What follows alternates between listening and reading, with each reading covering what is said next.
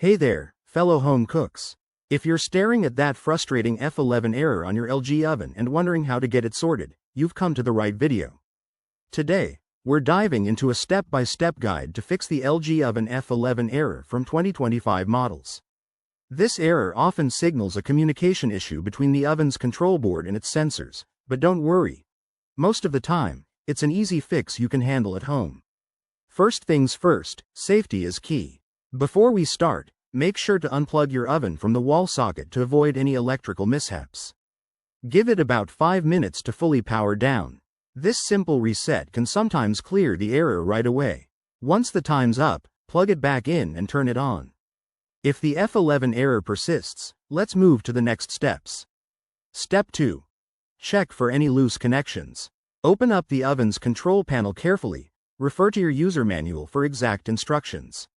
Look for any wires that might have come loose or connectors that aren't seated properly.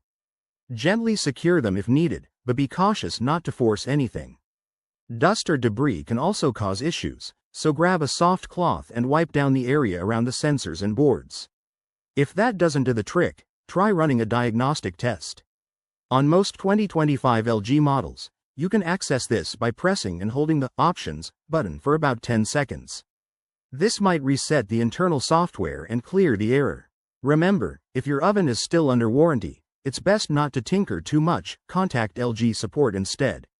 Now, if none of these steps work, it could be a more serious problem like a faulty control board or sensor. In that case, call a professional technician to avoid voiding your warranty or causing further damage.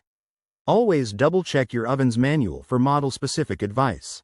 There you have it.